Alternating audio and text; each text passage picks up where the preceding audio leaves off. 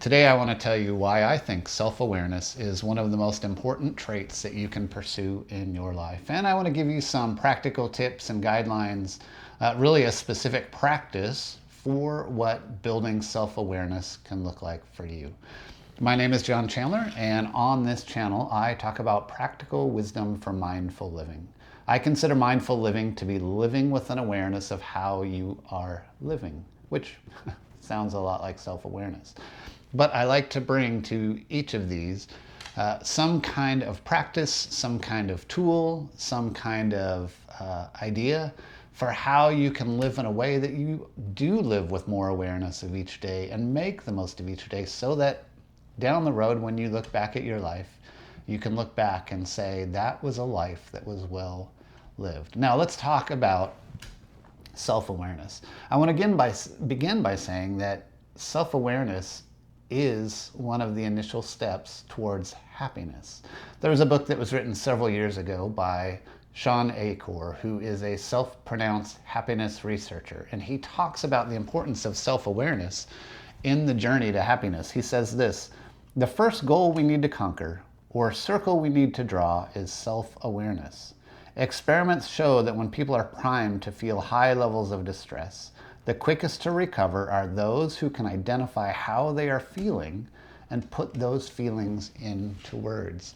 I've seen this firsthand in my life. I've done a video before about how valuable and how important journaling has been for me, and specifically talked about how I could look back on full seasons of my life where I just wasn't being honest with myself. I wasn't practicing self-awareness to recognize things that might have been hard in a season and naming those. And as I've grown and matured and hopefully become a more wise person, it's become really important to me to stop and see and be attentive to what are the things that I'm feeling in a given day, and to have self-awareness about how I am responding to interactions I have with people or circumstances that arise in my life. So I want to share with you specifically a practice that I think is deeply beneficial for growing in self-awareness, so that you can live with a better sense of presence, a better sense of awareness as you approach each day. Now, I'll tell you that this practice is actually based on an ancient Christian practice called the Examen. And I tell you that for a little context in case you ever want to read more about it. I don't believe that you need to be a Christian to follow this practice. I don't think you even need to agree with all of the principles of Christianity to benefit from this practice of Examen. But I wanted to tell you a little bit about where it comes from so you understand a little bit of the backstory of what this practice is. It is intended to be almost a daily stand-up. It's a chance to just stop each day and reflect and look back on what you've experienced in that day, or if you do it in the morning, the day prior, and to frame all that in the context of hindsight, to look back perhaps with a little bit of objectivity to see what you experienced and how you might want to shift in the days to come. So as I'm going to describe it to you, there are 4 phases or 4 brief little steps you work your way through as you go through this practice of self-reflection. The first one of those is gratitude. And of course, gratitude is no stranger to popular journaling conversations or popular practices these days, and for good reason. But here we're talking about gratitude being valued in a practice from centuries and centuries ago. And I believe gratitude is more beneficial and more valuable than it has ever been, because we live in a time where we struggle with contentment. We have message after message, social media post after social media post, coming at us, telling us how we need to be different, how we need to be better, how we need to look better, how we need to act better, how we need to use our time better. And we're continually finding ourselves compared to these idealized versions of reality from other people's life, whether it's because that's the brand that they are selling, or whether it's becoming from actual brands, trying to pitch us on a lifestyle. But we are a discontent people, and we're feeding ourselves continued discontentedness. And I'm not telling you you have to get off social media or anything like that. I'm telling you, though, that gratitude is a way to push back against that a little bit. And the hard part about gratitude, if it's something that you practice every day, is it starts to feel redundant. Like, I write almost every day about how thankful I am for that good cup of coffee that I'm having that morning. But as you repeat even some of the same things that you're grateful for, it gives you a sense of context of your life and helps you start to appreciate some of the simple pleasures that you have in your life. So this practice of self-reflection begins with gratitude. And what I encourage you to do is just each day sit down with a blank page of some kind in front of you. For me, I like to use like a little field notes that I keep handy. I like that I can take it with me anywhere, so that I know if I'm going to have some self-reflection time, I can pull it out. And I begin and I just write down at the top. For me, I use the word savor. That's a good reminder of what I'm doing in gratitude. I'm savoring my life. So I'll write savor down, and I'll just write a few things that I am thankful for from that day. Now, the next step, like I say, there's kind of 4 steps to this practice, but they're designed to be quick. Like, this is a 10 to 15 minute practice. This isn't something that you need to spend hours on, because it's not about the depth of it on a given day, but the breadth of it as you do it day after day. So the next one then is reflection.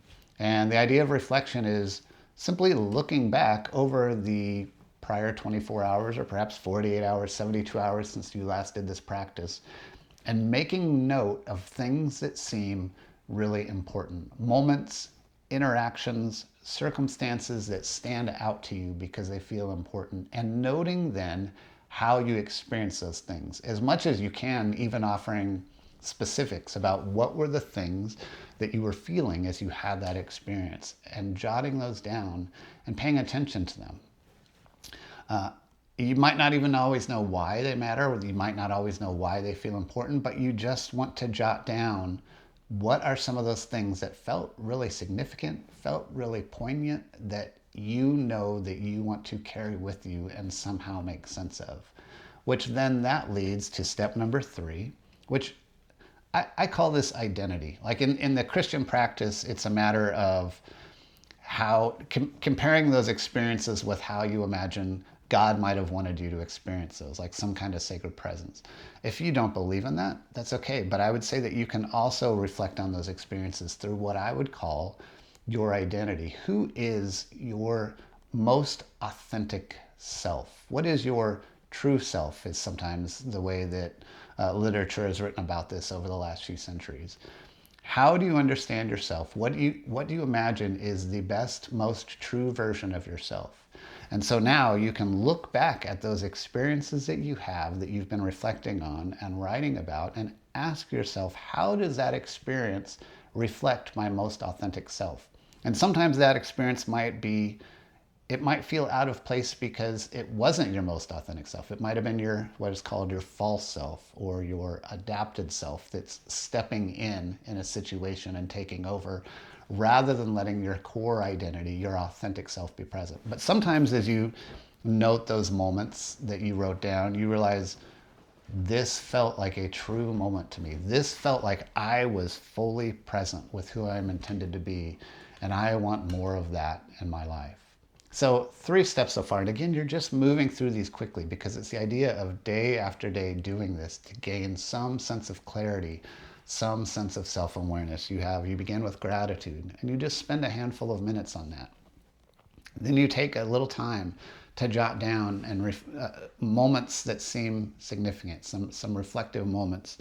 And then you weigh those against your identity. Which ones give you clarity about your identity, or which ones feel like they kind of muddled your identity and who you are?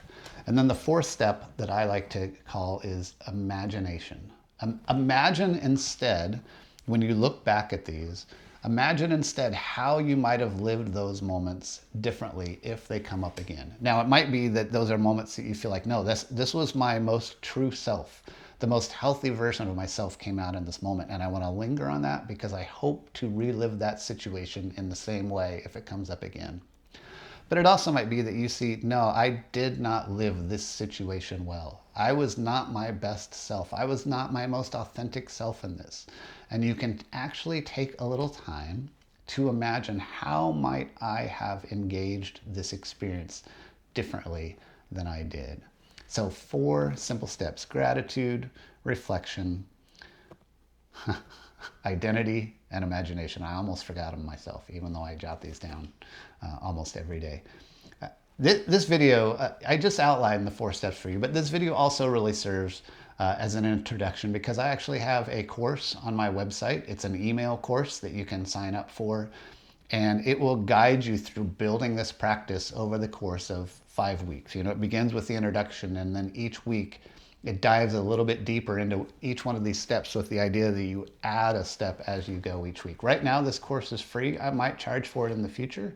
But in the description down below, you can find a link to this course where you can sign up and receive these emails to be guided in developing this course from week to week to week. I really appreciate you watching. I would love to hear down in the comments below if you already have some kind of practice like this. Let us know. Let us know how you've experienced this kind of thing in the past. Let us know what it looks like for you to build self-awareness, and maybe how your own self-awareness has led to awareness of your own happiness. And of course, this is the kind of thing I love to talk about here, practical wisdom for mindful living. And if you find this valuable, of course, I would love it if you would subscribe or hit the notification button. But thank you for watching.